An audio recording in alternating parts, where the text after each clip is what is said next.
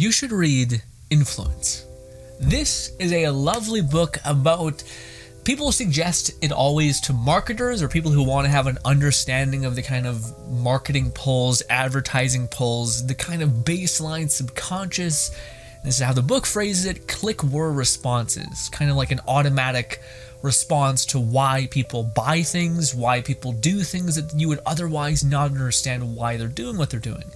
Seemingly why a person, fully commits and buys something or acts irrationally or acts out of character. And there being certain pillars and certain kind of drivers that have us act in such a way. This book goes over all of them. They call them weapons of influence that we encounter in a lot of our daily life, especially within marketing, advertising, and things like that. This is the number one book that everyone suggests to everybody who, of course, is who is pursuing any sort of marketing, trying to give someone something of value, that kind of thing.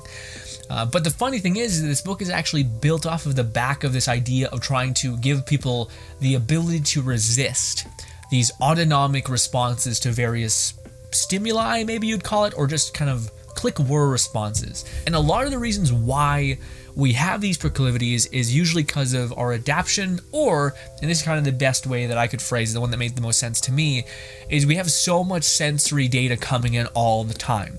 And unless you're willing to use all of that data, that's all you'll ever do all day. If you hear a creak or a gunshot, if you live in a populated city, maybe it's a gunshot, maybe it's just a car backfiring. Maybe hear kind of an argument or a scream. Is it a dangerous thing, or is it just something that you've heard every day and you kind of have to obfuscate thinking to just kind of be it's probably nothing, or I guess that makes sense, I'll do that, or I don't know much about this, so I'll say I'll buy it, sure, because this person's an expert. So there's tons of things that the book talks about in regards to those things. So let's talk about them. First things first, this is a book very much about that, about the idea that here are the things that salespeople will use against you. Here's why they kind of make sense, why we have it within our kind of biology, within our evolution, within our tribal kind of nature. These are the reasons why these probably developed, and here's how people use it against you, and here's how you cannot have it be used against you. Here's the kind of a way that you can kind of stop the click-word effect / the autonomic kind of automatic process of doing something that you otherwise wouldn't normally do. Let's get into it.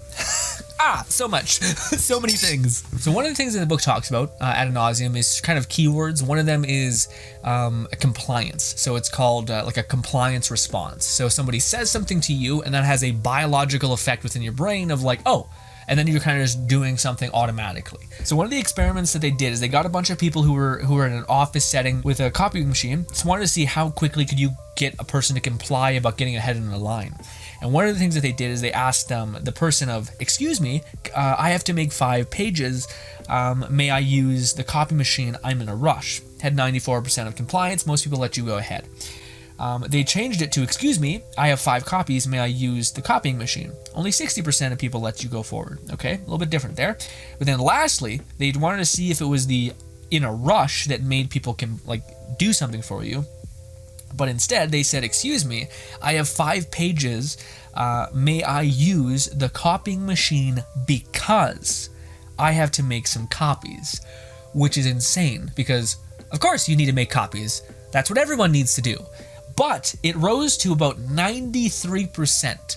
So it wasn't that you were in a rush that people clicked with. It's the idea of you giving reason to something. And again, this makes more sense within an example. That one's kind of weird. It's just an experiment. It makes more sense of you giving reason to you wanting someone to do something. So if I said to my friend, come to this family gathering I have going on, high likelihood that he would be I don't want to go there. I don't know anyone there besides you. It'll be awkward probably. No. Low effort of compliance. But if I were to add to that, come to this family gathering I have, I don't know many people there, and I think it'd be fun for us to hang out. Also, there's a lot to do.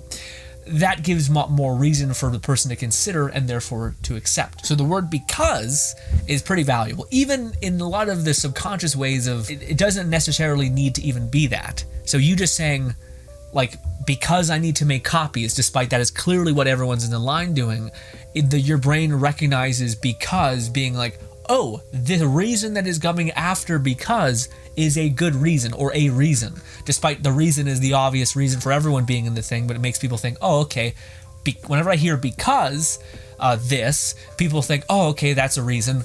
That's fine, especially if someone is in an office setting who's kind of on autopilot all day, that kind of thing. Another one of the fun stories that they talk about within the book, within the first chapter, is this idea that expensive equals good, and how they weaponize this kind of idea that is only really there for people who have low information about a current product. Or there's no information to be gained analytically through the product's worth. So for instance, if somebody knows a lot about cars and a salesman's trying to sell them something, the person can easily deduce, this is an old car, it's not worth that much money, no, I'm not doing this, and they won't buy. But if you're a person who knows nothing about cars, and this person who you're buying this car from seemingly has somehow convinced you that they know a lot, clearly you'll obfuscate responsibility to them, their knowledge, because maybe you determine they're an authority on this, which we'll talk about later, but also the idea that outside of this example of cars, the example they give in the book is that this lady who ran a purse shop basically was having a hard time moving this inventory of purses. So eventually she went on like a quick business trip, and she told her worker, drop the price by half of what it's worth and just get them out of here. I just don't want to see them anymore. But she wrote this on a note. But when she came back, she noticed that all the purses were gone, and she's like, "Oh wow, how did that happen? Like usually there's a couple left over." And then the employee said, "Oh, I did what you said. I increased the price by 20% or by 2x%." And she was like, "Wait, what? Like I told you to decrease the price." And she's like, "No, you said that in the note," and she misunderstood that she said decrease, and instead she said increase. However the note looked, I don't know. But regardless, this left the woman puzzled. Like, why was something that wasn't selling, but by increasing the price made it sell immediately?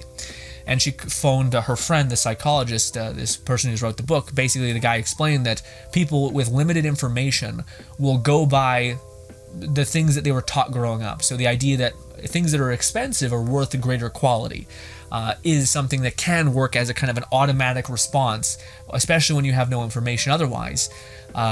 Even for things like purses, which normally it was like, oh, you're buying a tool if it's from this company. This company has a reputation that their tools are strong and well built, so of course it costs more because you're buying that worth.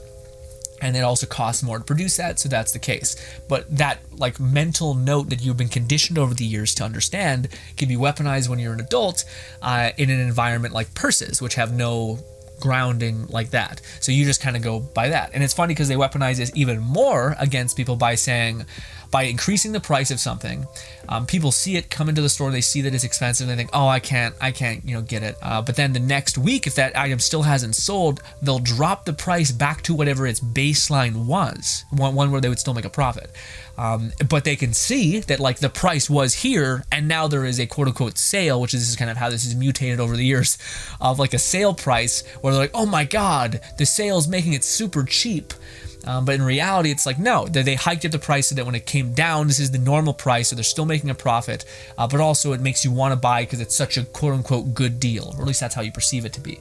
So that's kind of the idea of like playing on a subconscious understanding that most people would like to believe, which is expensive means quality, means good, which it doesn't necessarily always mean that. It's funny because nowadays, I think with Supreme and all these things, I think less people think that way. But I also think that's something that's built into the book, which is most people think that they are not a part of the percentage of people that complied, which you're not. There's a high probability that you are, especially when some of these things reach like a 70% compliance, of like a 70% chance that people said yes. Yeah, you're probably not solely unique in this way. So yeah. Another thing that's explicit throughout the book, if you can convince someone that you are acting in good faith, or if you can convince something that from their perspective that they start to feel these certain things, then you have won, a kind of a thing. So some people might be like, oh, that wouldn't work on me. Like I'll describe an experiment and you'll be like, I would be able to pick that up. But that's not what the book's saying. The book is saying, if I was able to convince you that I somehow was trustworthy, I got you. But it doesn't mean that like, this is why some things can work and some things can't. It's because whether someone can perceive that you're acting in bad faith or whether somebody can perceive you aren't. And how you kind of need to ping pong in between these things. And sometimes it's almost impossible to truly discover if somebody is acting in bad faith. But anyways, I digress. Another thing that they talk about, the contrast principle.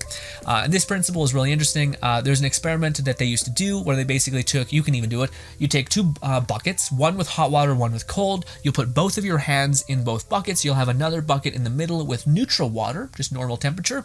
And then you will put both of the hands that were in hot bucket, cold bucket into the neutral bucket, and then you will perceive that same water as being really hot and really cold. This is just a kind of a way to understand the idea of contrast within your brain, within your body, within almost all things. Now, they talk about how this is weaponized in some ways against us. So, what is the contrast principle first and foremost? Contrast principle in terms of business is we perceive something, if it is in contrast to another thing, to be more or less than what we just seen.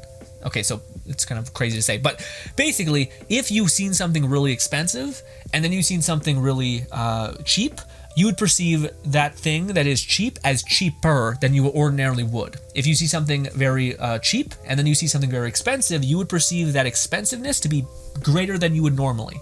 Same thing can be said for looks. So what's one of the examples they give? That example is basically they showed a bunch of people who were quote unquote unattractive, and then they showed a person who was average attraction, but the person perceived that average person's attraction to be way higher.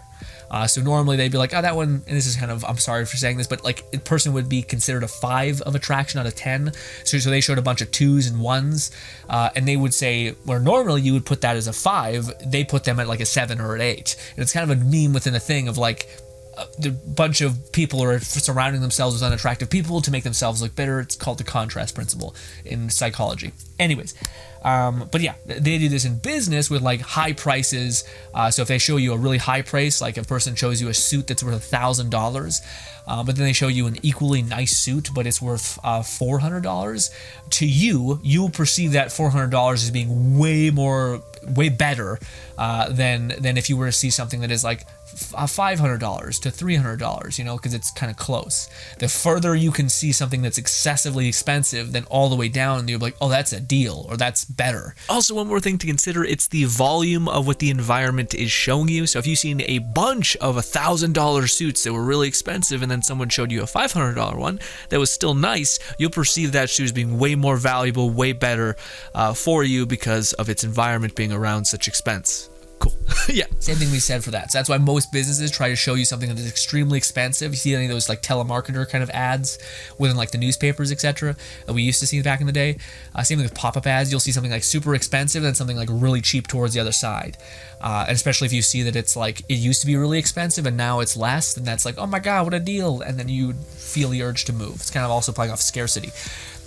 Anyways, okay, we gotta keep trucking along. Okay, so chapter 2 is about the weapon of influence that is reciprocation.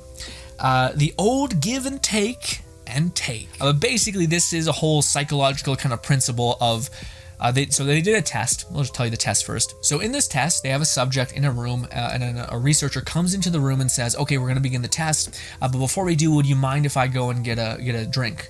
It's been a long day. So then the person usually says yes, they do. They go get a drink, they come back, they sit down, and they start doing a fake test, fill out this, hey, are you that, whatever. It ends, and at the end, they ask the person if they were willing to buy raffle tickets.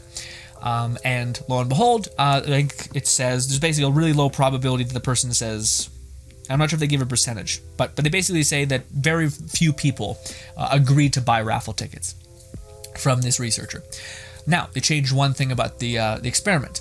When the researcher, went over to get himself a Diet Cola or a drink, he came back and he gave the subject a drink. Free of charge, just gave it to him. She said, hey, you let me, go and get a drink. I brought you one back. Person accepted usually, almost always, and they continue with the thing. Now, the same person basically asked if they would buy raffle tickets again. And a stupidly high amount of people agreed and paid more that was the drink. So this kind of has this overarching theme of the whole chapter, which is a favor for a bigger favor. So I'll do you a favor so that you subconsciously want to feel like you owe me, but in order for you to like dump that owingness, you'll dump way more than I gave, which is kind of can be manipulated really badly. but it's kind of this return favor idea. But again, in this experiment, the person that bought the raffle tickets drastically succeeded the amount that the drink was given, essentially. And this is shown immensely. One of the examples they give, which is really interesting, is there was this religious organization that wasn't getting very many tips or like donations because of the clothing that they had, and they just had a poor reputation. So then they started implementing this idea of giving a gift or giving a rose. So these religious people would basically just hand somebody a rose, and most people, without even like accepting it, they would just hand people a rose, and people would be holding the rose, and they'd be like, no, I don't want this, and they would refuse to take it back, and they would say it's a gift, it's a gift from our God or something, and sure as shit, they would not accept, and that person's like, okay, and they opened up their wallet and they gave them like a couple dollars, and they would move on their way. And the funny thing is most people would just chuck the gift, and it's this whole idea of return favor, or a favor for a favor, is this idea of we have something built into our subconscious of when somebody, and maybe this is coming from a tribal idea, tribal sense of our evolution, where when somebody did something for you, there's this urge to reciprocate the gift or the thing done, which is good. That creates a flourishing community of people who do something for you. I do something for you, and we keep paying each other back, and we keep building trust, and we keep building all these things. And there's specifically this siren that goes off in our head when somebody does something for us, we want to pay it back. If we this is always the catch. If you determine something to be a favor, you and your brain have a high probability of feeling like you want to reciprocate in some way. It doesn't have to be the same way. That's the thing the chapter makes explicit, and that's kind of the worry, is that by giving somebody a drink, or by giving somebody a certain thing, a favor, people can ask you for an unrelated favor. As long as it's not perceived as being in bad faith, then you will do the favor. So one of the examples they gave in the chapter is basically this kid went up to and this is also another rule that they talk about within the book, which you might as well talk about now, which is kind of based on the contrast principle like basically it's called concession. So one of the overarching things throughout the entire book, which is a human general rule, but it's a person who acts in a certain way is entitled to a similar action. So what that means is, say if I was screaming at you and yelling at you and berating you, there's a high probability that you would also give me that back. You'd say, I'm not going to be nice to this guy, he's being a douche to me. Granted, if I'm being kind, calm, collected, there's also a high probability that you'd be kind and collected, even if we started having contrast, where one of us would probably assume the other one's role. So if you were being angry at me and I was being really calm, there's a high probability that you, and I stayed calm, there's a high probability that you would keep feeling the urge to come down and not be so angry. So playing off of that idea, there's something called a concession. So like when somebody says, hey, I'm going to do something for you, and you say, okay, you can't do that, that's fine. What about this? And it's clearly like a lesser ask. So when someone says, hey, can I borrow $30, man? And you say, no, man, no. And then if somebody said, okay, can you do 5? I just need X, Y, Z. Giving a reason, even if it's a bad reason, still, through the contrast of $30 to $5, you has a higher probability that you'd be like, okay, sure, I can do $5, especially in contrast to 30.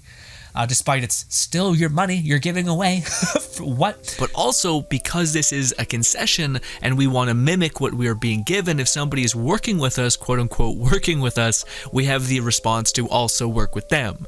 Yeah. So there's this idea of ask for something large and then retreat to something that is lesser. So one of the examples in this chapter that kind of articulates a lot of this is there's a Boy Scout comes up to this guy, the main author of the book. We have this baseball little league kind of scouts kind of game going on. Would you be willing to buy a ticket for like $30 or something? And the man says, like, thinks to himself, no, I'm not into baseball. I want to do that day. I'm not going to do this. No thanks, kiddo. I'm okay. But then the kid says, okay, that's fine, sir. Would you be willing to pay for a $3 big chocolate bar? And the man says, oh, okay, sure. And he pays for 2 chocolate bars and is on his way. And he's kind of sitting there, and he's just, as he's walking away, he's like, what just happened? Because this is the guy who wrote the book, which is a behavioral psychologist, I believe. But anyways, he's kind of like, what just happened to me? Why did I just, I don't like chocolate, and I do like my dollars, and I just gave this kid money despite I don't like chocolate. What went on? And his breakdown is that the kid kind of expertly used all of these kind of things we just talked about. He concedes one of his asks. So basically, he goes up to the person. He says, "Hey, are you willing to do this?" It's kind of a mixture of the contrast principle and the concession principle, which is the idea of, okay, well, if I ask you for a big ask, but then I ask you for a smaller ask, which is a concession, and if I'm working with you, there's a higher probability that you'll want to work with me. Then there's a higher probability that you'll give me that second ask. And this is something that people talk about when doing SNL, kind of like sketch TV shows of, also this happens within unions. You hear a lot about people who basically ask for a lot to then concede a lot to make it seem like they're conceding a lot of stuff, so that they're like, oh, okay, they've taken a loss here. I'll let you keep these 4 things. But the thing that they don't realize is that they didn't expect or even expect in any way to get the thing. And this is the funny thing that the guy makes the point of, which is also the case, and I've heard this before, which is, say if the person does accept your big request, you just won a big request. Awesome. Say if the concession works and they're like, no, I'm not going to do your big request, but your little request, sure, I could do that. Then you still win. The idea of the big request is that it's so big that it makes the small ones seem reasonable.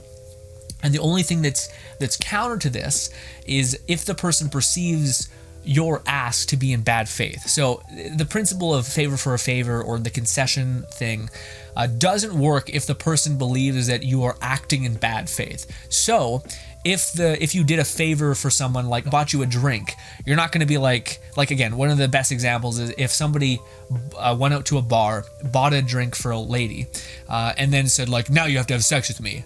Person can easily perceive that this person's acting in super bad faith, is not like being reasonable in the slightest, and it's clearly a manipulative action. Your brain will just say, fuck this person. Again, if the principle is a person who acts in a certain way is entitled to a certain return action, if you perceive someone to be acting in bad faith, then they are also eligible to receive a bad faith reaction. Somebody's manipulating you, they are entitled to manipulation as well as just outright denial. So yeah, it follows that same principle. The idea with this same thing though is if a person acts in a certain way, so if you perceive someone to act in a certain way, they are eligible to that return action. So if you perceive that drink that is never told that is to be this, if someone pays for a drink, if somebody pays for dinner, if somebody makes you feel important and interesting the whole night, there's a higher probability that you would look at that person as if you wanted to reciprocate them. This is a bad example in the whole dating realm because it gets real gross real fast in that example, but yeah, the idea is that you would start with a small favor, and again, what that means is the person would have to perceive the small favor as a favor. If they perceive it as something that is just being done, so there's certain circumstance where certain people perceive like, oh, I am owed, if I'm going on a date with someone, to be bought dinner, so they wouldn't perceive that as to be a favor. So that's kind of the underarching thing. Another thing that they did as a study is they went up to college kids and they basically asked them if they were willing to like chaperone delinquent kids on like a field trip. And they almost all of them said no. But then they basically said, they gave them a way higher thing. They said, hey, would you be willing to like, weekly come into these guidance counselor things to these, disenfranchised, quote unquote bad kids. And they said, yeah, I don't really have time for that. And then they said, okay, would you be willing to spend a day, taking them to this field trip just as a chaperone? You just have to hang out and make sure they don't, misbehave. That's, in contrast, significantly less terrible than the whole fucking 3 months that it would take to guidance counselor these people. So people say, sure, they had a way higher probability of that, which is interesting. So the question becomes, how do we defend against this idea of like a favor for a favor, a reciprocation?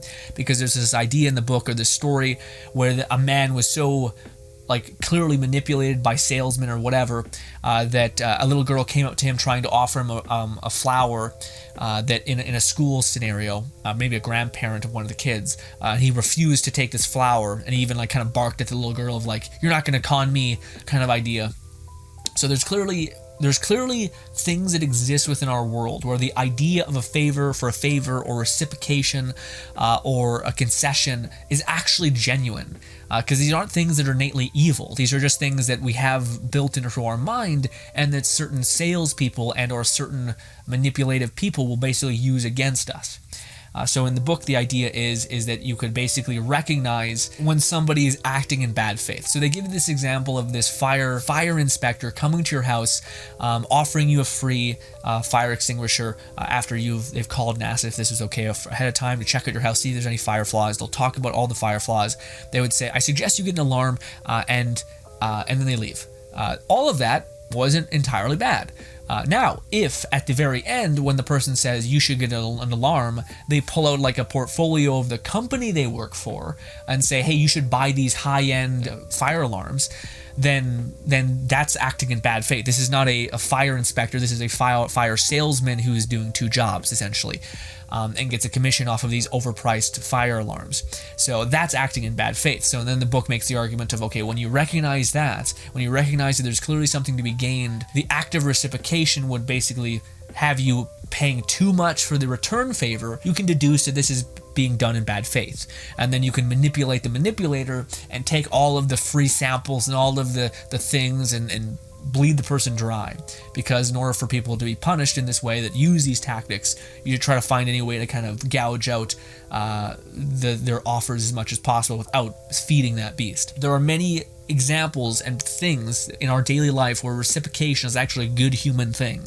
Same thing as a concession. When someone says, okay, well, like if you're going on a date and someone says, I can't make it to this point, could you make it to this location? That's not them trying to manipulate you. That's them trying to work with you. So there are ideas of like, no, this is not bad. This just can be used in a bad way by people who are trying to get you to just react autonomously. So this one, chapter 3, I think might be the absolute most juiced chapter out of all of this. So we're going to try to hurry this along. But yes, chapter 3, commitment and consistency. Hobgoblins of the mind, or foolish consistency is the hobgoblins of foolish minds, something like that. Yeah. When you have made a choice on something, you are more likely to justify making that choice. So the chapter goes into all of these reasons why commitment and potential consistency exists within us. This idea of back in the day, if you were not consistent with what you believed or your actions, you could be seen as senile. You could be seen as not trustworthy because he's always flip-flopping. He's always all over the place. He said he was going to be here. He wasn't. That's not consistent. I can't depend on him. Bad person, not good. But people will kind of use this in a lot of ways against you. So one of the examples that they give in the book, which is very, very sad, basically, woman in a bad relationship. Her boyfriend is drinking excessively. He moves into her house because he loses his job. There's a lot of arguing. The girlfriend, wants the boyfriend to marry her, but he refuses. Eventually, this culminates in them basically breaking up after a heated couple months of bickering. Eventually, the woman, now without a partner, reconnects with an old fling within college. Within a few months, they're set to be engaged. They're ready to get married. A couple weeks after that, she gets a phone call from her ex-boyfriend, basically saying, "Please take me back," pleading with her in every possible way to take him back. She says, "No, I'm happy with this new guy." Basically, the boyfriend keeps making concessions, and finally he gets to, okay, I'll stop drinking, I'll marry you, I'll be better to you, and all those things. And at that point, with the marriage proposal and, of course, the stopping of drinking, she values her ex-boyfriend greater than the current boyfriend, which frustrating, but anyways. So she gets back together with this ex-boyfriend. But, sure as shit, the ex-boyfriend, now the current boyfriend, conveniently within 2 weeks, doesn't stop his excessive drinking. Gets back on the horse. Again, the boyfriend also, after a couple months, says, maybe we should slow down with this marriage thing. Maybe we should kind of make sure we're on the right path. So, doesn't marry her again. Also, doesn't go to find a job. Those were the other kind of preconceived things. But funnily enough, the girlfriend in this instance only became more devoted and more loved towards her partner.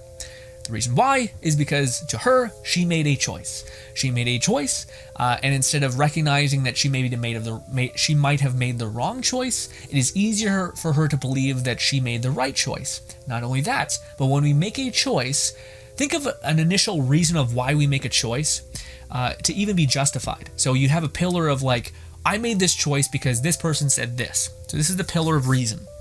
So then you start going along your life, and you're the person that made that choice, and etc. Now, as you go through your life, and in order to make this consistent, your self-image is tied to this choice as well. As you go on your life, you might find other reasons for why you chose what you chose. So as the woman in this instance, she started saying, you know what, he's so fun to talk to. That's a pillar of reason. Okay, he makes a great omelet. Boom. You know, I think he really loves me. Boom. So here's the thing. When that initial choice gets taken away, it's fine, because your brain has made plenty of other subsequent reasons of why the choice made sense. So yeah, you can take out your initial buy-in, and the person's subconscious mind will find reasons of why that still makes sense. This is why rationality, when someone has like a belief on something, whether it's that smoking isn't that bad, or that, you know, all of these things that we can now prove are really happening, they can just find other reasons to support their initial intake. This is kind of can make sense of why certain people just don't make sense. Why you're like, well, wait, there's new evidence that shows this, and this. It doesn't matter, because the initial thing set them on a path to find thousands of different reasons for why their initial choice and action is valuable. Now, why do we have this proclivity to hold true to our initial commitment? Because like we said, potentially could be tribal. It's a value within our society. If somebody is consistent and keeps their word and is less fickle and less like basically makes a choice and then constantly runs it back, makes a choice and then constantly runs it back, we don't value that. We consider that to be dishonest, or at very least not clever, not smart. You know, these are clearly things where if someone considers something and does something, hopefully they've done the right thing to where they don't need to change.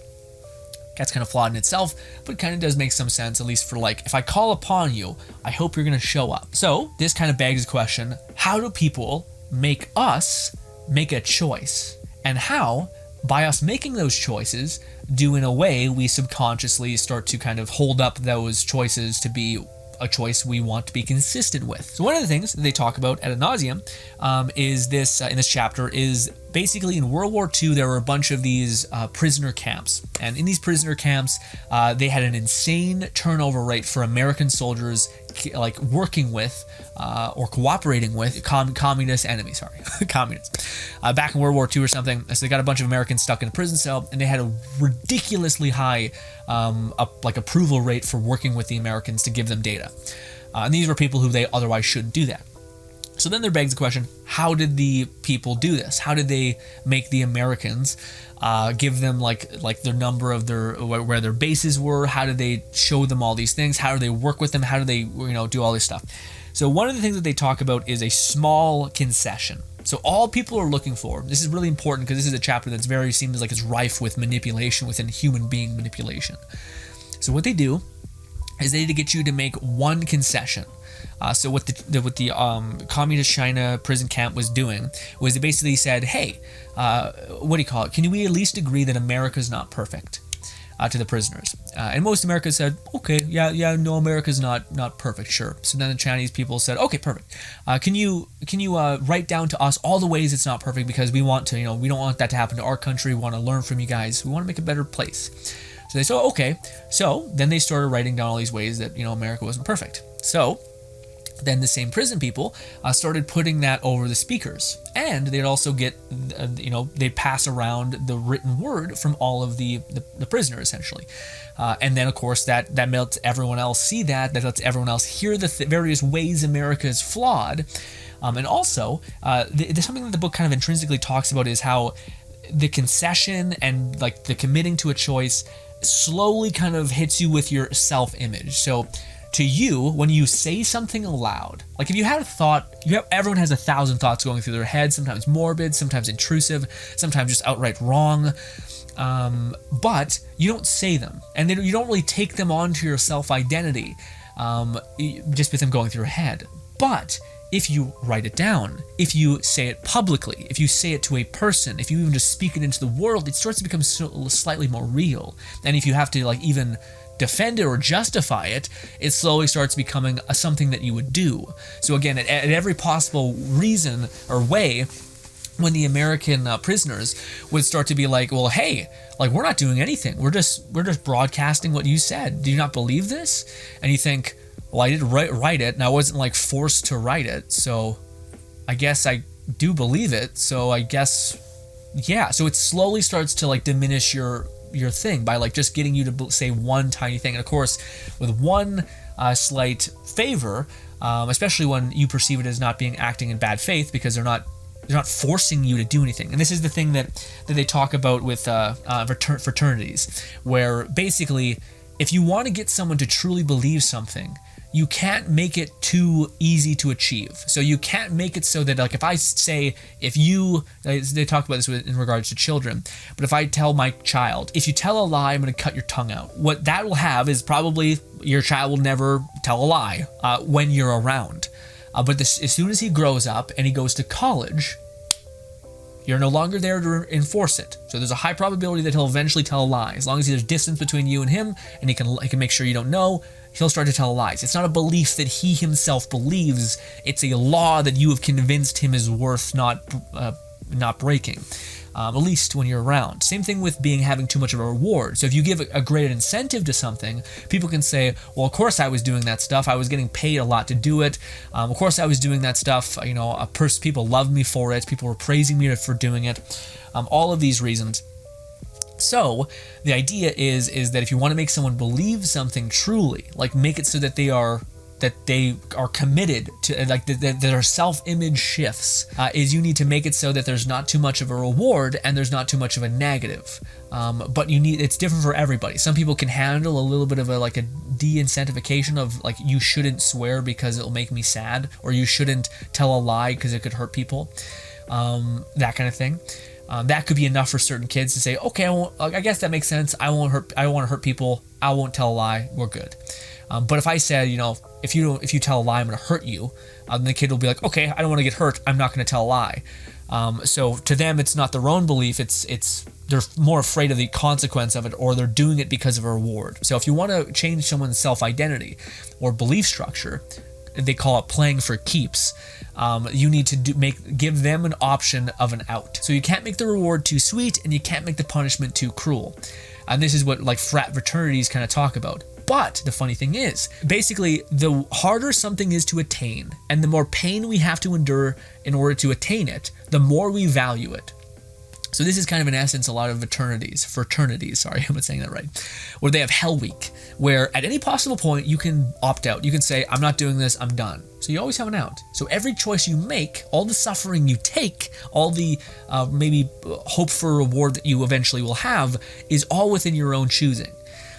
So people will go through these horrible acts of, like, starving themselves, of getting destroyed, of, like, there's so many instances of fraternities, like people dying, essentially going to college and doing these fraternity actions. But it's because the deeper the suffering, the more they value the fraternity. And again, as long as you have an out, you will perceive all your suffering to be self-inflicted, and therefore the value or the boon that it is to be of greater value to you. So that's both in a way how people are held to be consistent, why we are consistent. It's also how people can manipulate you in some ways, is by giving you a tiny little thread of like something to start, like, hey, could you do this?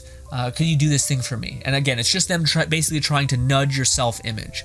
Another thing that they did in the camps that kind of articulates the same idea of compliance is they got the people in the camp to write essays about how certain things were good, and they noticed that not always did the Chinese communist essays win.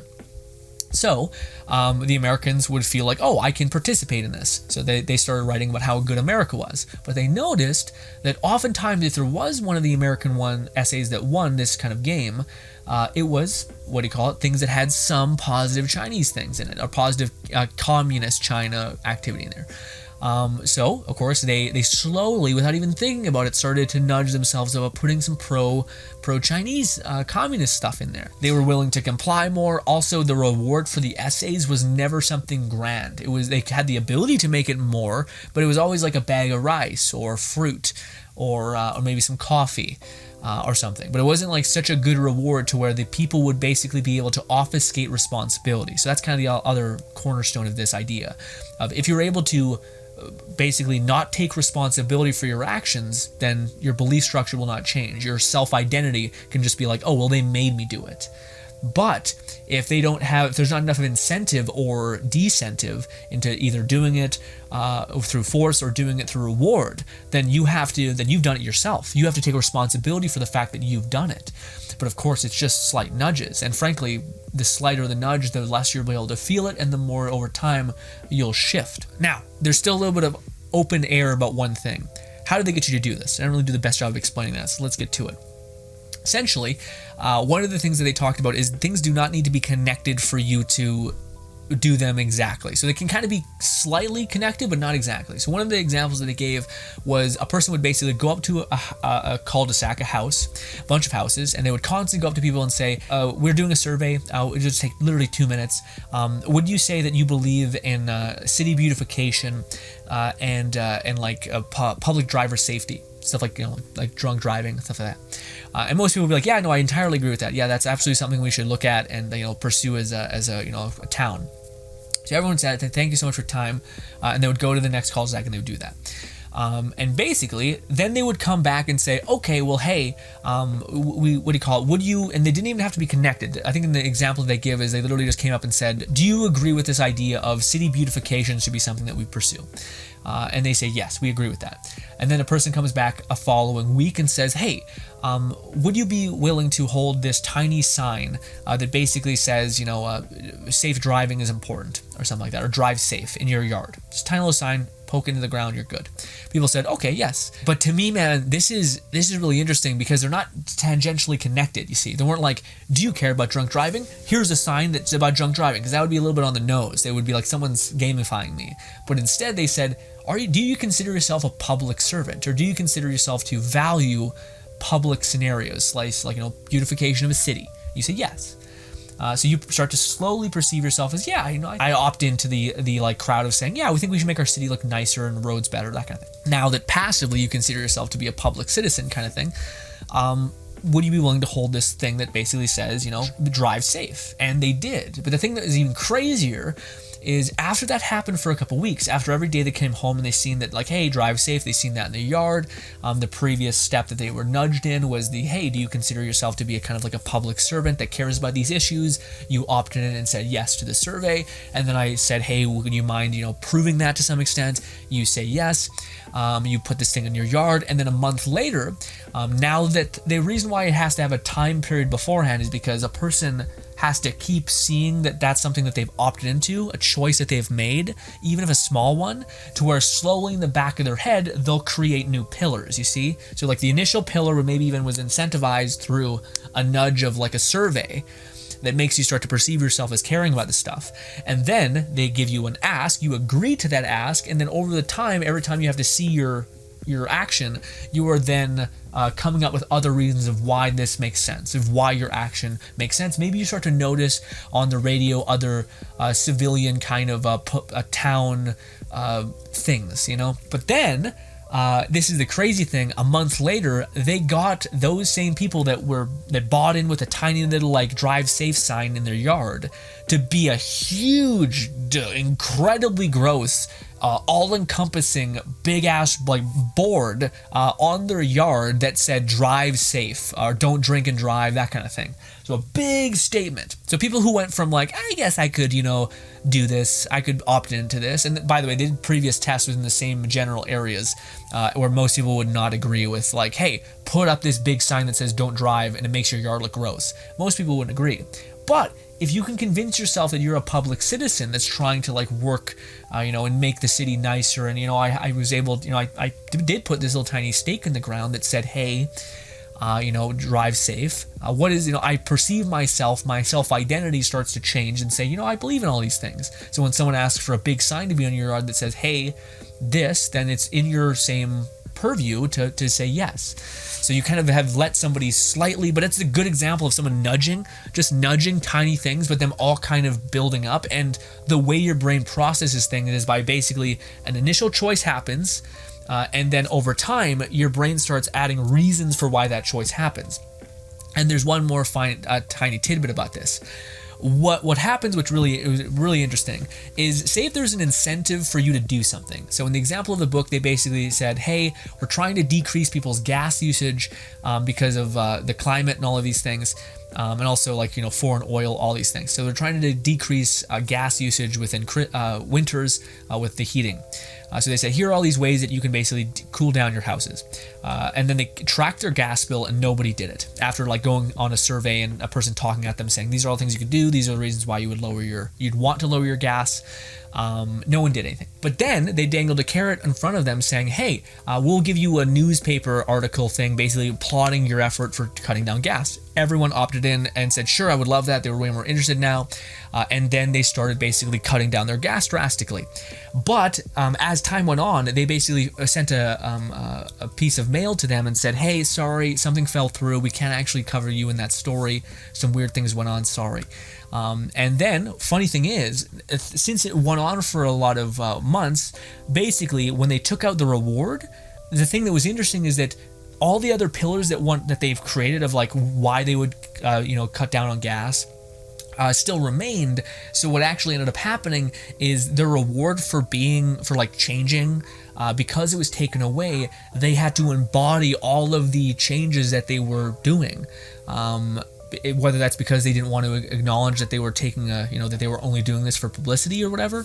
But so anyways, the end result was, as soon as they took away the reward, people only became more overzealous about cutting down their gas. And the reason why, especially in the book, that he argues that their self-identity no longer had anything holding itself back. So that reason for, I'm doing this just in the back of my head because of this reward, when that idea of reward was gone, there was nothing holding back their reason for doing what they were doing. So then it became a whole part of them. Their identity itself changed into public citizens that cared about gas reduction and all of these issues. Granted, there is so many things specifically with the chapter that we were talking about, which is consistency and commitment, and the kind of ways that people will condition you to make a commitment, and the ways that they will slowly start making you kind of accountable for that by making you buy in for one reason, and then while they take a pillar out of it, you kind of still go in. And one of the best ways, and another example within here, which is specifically in business, which is called lowballing, essentially, which is basically the idea that someone will get you in the door with something that is enticing, something that is interesting, something that you want. Whether that's, I'm selling a car, and they say that they'll buy my car or they'll sell my car for a significant amount of money, and I'll make a ton of money. Whether that's selling you a car that has a really, really low price for its market value, you're like, oh my god, what a good deal. And they get you in, they get you to basically drive around the car, take it home, drive around a couple laps, take it to work, that thing. What they're doing with that is they're letting you buy in with one reason, like we talked about, what a good price. And then they are going to let you build a bunch of other pillars in place of that initial reason. Oh, look, my coworkers they love the car. Oh, I'm driving it around, it has such good handling. I took it to my family. My kids love it. They can't wait. They're excited. I'm excited, etc. And then you come back to the dealership and they say, there's two things. Either they say, there's been a mistake. The car was estimated incorrectly. Well, we have other cars. But you've already came up with so many other pillars. So now even that the price was what got you in the door, it doesn't matter anymore. Because your brain will find reasons to why you should pursue this other thing. Or pursue the thing that you have so many reasons to now enjoy. Or they'll say, sir, that price range accounted for everything except for the AC unit inside of it. So if you want AC, you're going to have to pay this much, which would bring it back to market value.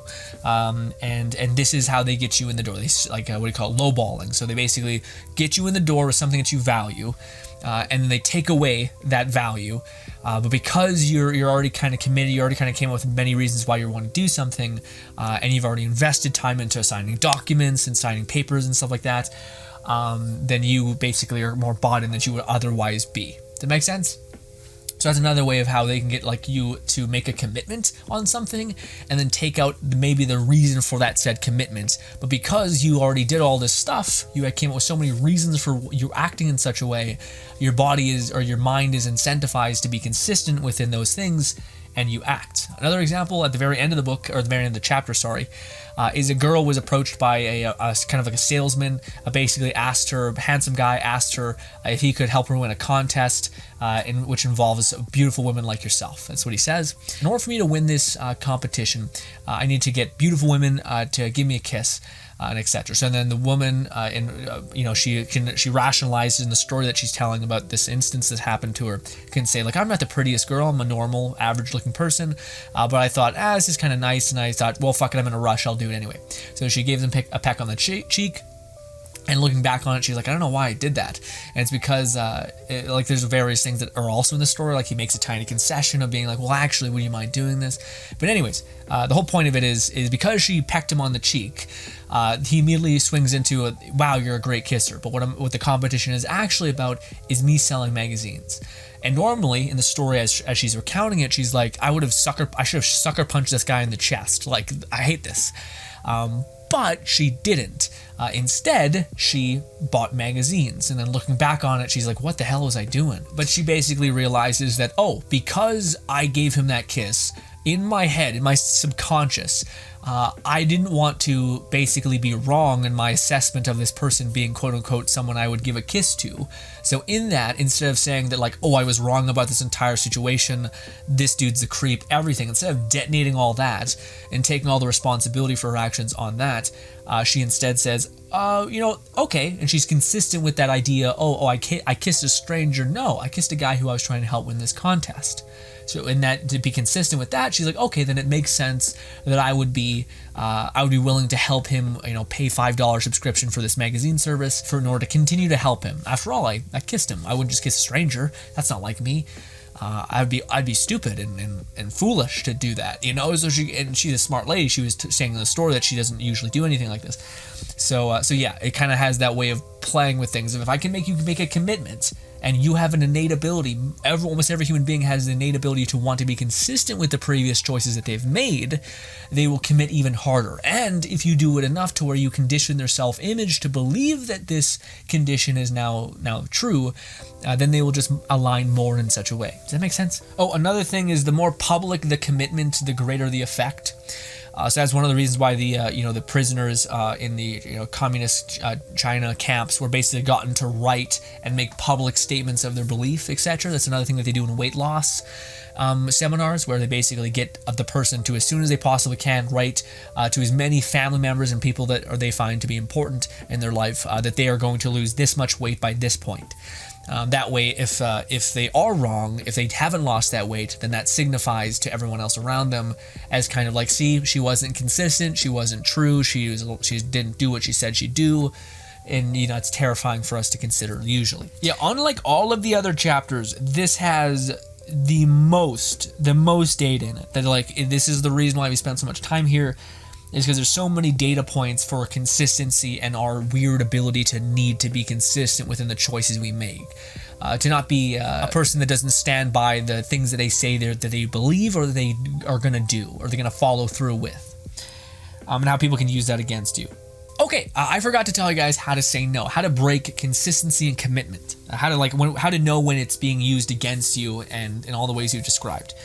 So the first signal is, let me find it here, signal 1, pins in your stomach or a feeling in your gut. So when you feel like something's off, when you feel like something is starting to compromise your belief structure, just because, and your only motivation is to be consistent. So one of the things is that you'll be stuck in a loophole. So one of the things is telemarketers would phone people and say, how are you doing today, sir? And naturally you'd say, I'm doing pretty good. And then they would say, oh, that's good to hear, sir, because some kids in Africa are not doing so good. They're actually starving, and we would really like if it would be possible for you to donate. You having just admitted that you are doing good and wanting to be consistent with that, you'd be like, yeah, I guess I'll pay. Yeah. Whereas beforehand, if you were to say, if they were not to ask you, they just were like, hey, sir, were you thinking? We were phoning today to ask you if you would consider donating. You could be like, no, and they'd be like, okay. But the fact that they pushed you in that way, there's a compelling to be consistent with what you just said about you being okay and good off, so why not give? So if you feel like you were ever trapped like that, like you were like, I actually am not that good, I'm actually not doing great, financially. I just said that as a courtesy, kind of a back and forth. So when you have that feeling in your gut of where like someone's backed you into a corner and you're kind of like, I'm going to look like an idiot if I contradict what I just said, that's when you say, you know what? No. I see what you're doing here. Some bullshit's happening. Hobgoblins of the mind. You're trying to get me. And if you're not, then I don't want any part of it. Sorry, I didn't tell the truth. I misspoke. Goodbye. You know, like you can just, as soon as you recognize there's some sort of pushing you back into a corner or this turning in your stomach, then you can do it. But yeah, focus on the feeling in your gut. It's kind of weird, but it makes sense, at least to me. The last one is way more complex. But say somebody has convinced you so deeply of something that it is no longer questioned whether the information is for an external source. Instead, it's something that you believe. You come up with multiple reasons why you believe this. Case in point, the example of the girl who separated from her ex-boyfriend, was about to get married, and then chose to go back with the boyfriend because he gave her so many like incentives, like, oh, I'll quit smoking, or I'll quit drinking, I'll marry you, all of these things. But then, conveniently, as time went on, we started to pull out the initial reasons why she chose what she did. But because she was basically staying committed to her path, she ended up finding multiple other reasons why to stay, even if they didn't make the most sense, to kind of try to justify her consistency and her choice. So for her, basically what happened is there was initial choice or a pillar of reason, and then that reason led to her self-image trying to find other reasons why she made the right choice, making a bunch of other pillars. And then someone took away the initial reason for why she did what she did, but there's so many other reasons for why she did what she did at this point that the structure still holds. And in fact, now that there's no incentive anymore, it's even more of a commitment because now she has no reason why she did what she did besides all of the other reasons created. There's no out. There's no like, well, if he's no longer going to do this, because it's not. He's stopped doing that. He's told you he's no longer going to give you what you want, but you have all these other reasons for why you did what you did. So now you have to kind of embody all of those reasons, or kind of look at the very, very hard thing to look at, which is you made a bad mistake. You made a big mistake, and you hurt people, and you fucked up, and you're a screw up, and like the cannibalization of what it truly means to have made a bad choice. And this is, in her instance, it's a bad choice. She gave up on a person that was ready to marry her for a person that wasn't. So all the more reason for her to not look at the pain and just kind of keep building forward because it's easier. Regardless, how do you basically change someone who has so many other pillars in the mind? So now it's no longer like her sense of reason is now taken on a mind of its own. And this can be even used for you. If you've ever found yourself in a situation where basically you're like, I mean, how can I tell if I've had this happen to me? And the person says, if you think you have chosen correctly, basically about something, there is a word in which we have in our vocabulary through storytelling called your heart of hearts, which is the one thing, supposedly, that can't lie to you. A little bit romantic, but I like it. And it's as simple as this. Ask yourself this question.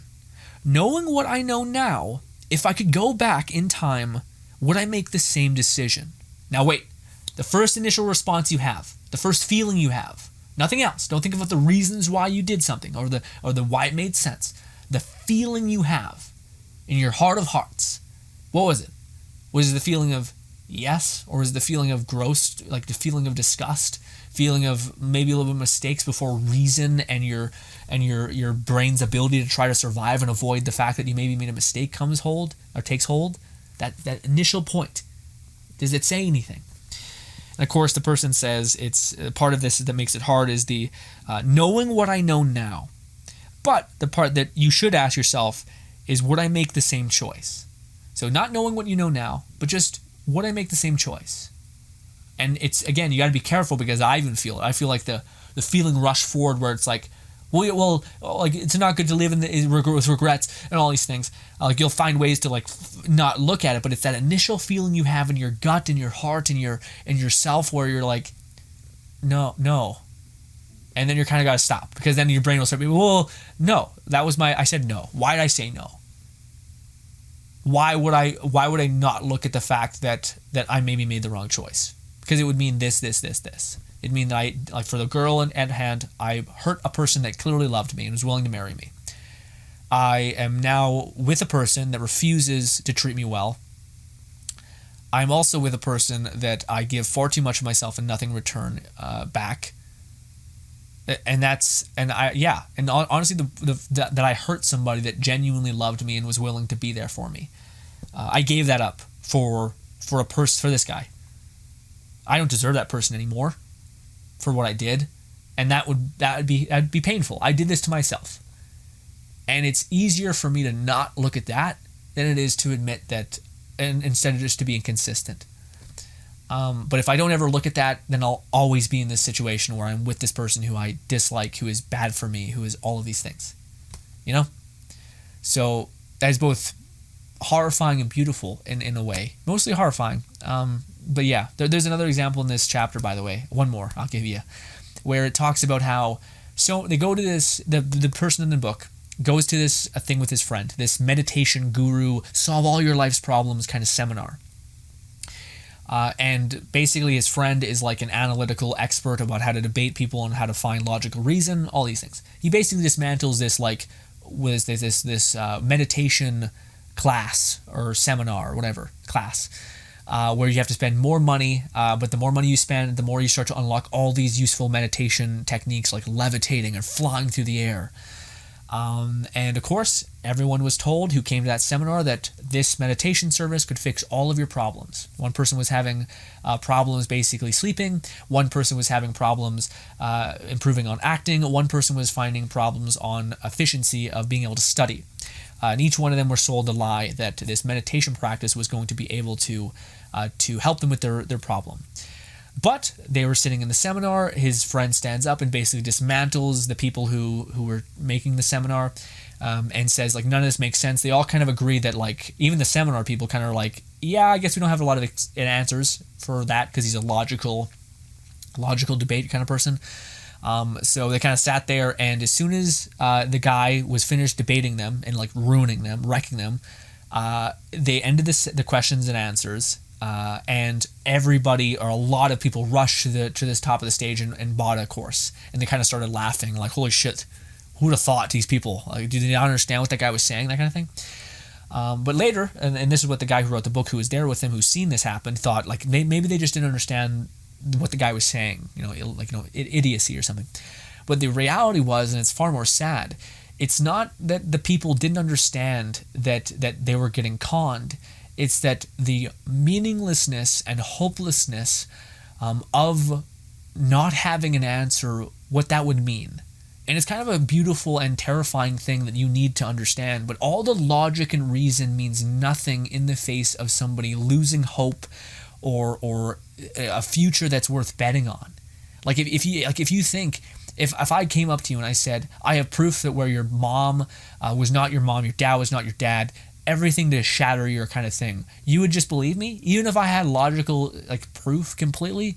Or would there be some part of you that says, no, you're a liar, you have something that could be, you probably have I've heard about a scam going on recently where they try to scam you in such and such way. This maybe is an evolution to it. I can rationalize why truth, why facts and logic don't compute, because a future without hope, a future where you're lost, and a future where in some cases it's easy just to say that this is going to work, that this is going to be my out, this will fix all my problems, is tempting, especially when there's nothing else in return. There's nothing else that will set you free. The answer of logic is, you're fucked, or guess you got to keep looking, is not something that most people can bear. So that's why most of the people, after hearing a logical argument, rejected that argument, because it would have meant that they would have not been saved, or would have not found a solution to their problem that they've been looking for years. Therefore, they run and say, no, I need to buy in immediately so that I start to do this. Otherwise, I'll hesitate, because I think that guy made a lot of sense, and that sense scares me, because there's no option for me anymore if that is true. I'm lost again, and I don't want to be lost. I hate feeling hopeless and like I'm gonna fucking not have my problem solved and that it's all shitty and so yeah, that's it's a terrifying aspect of it, but yeah.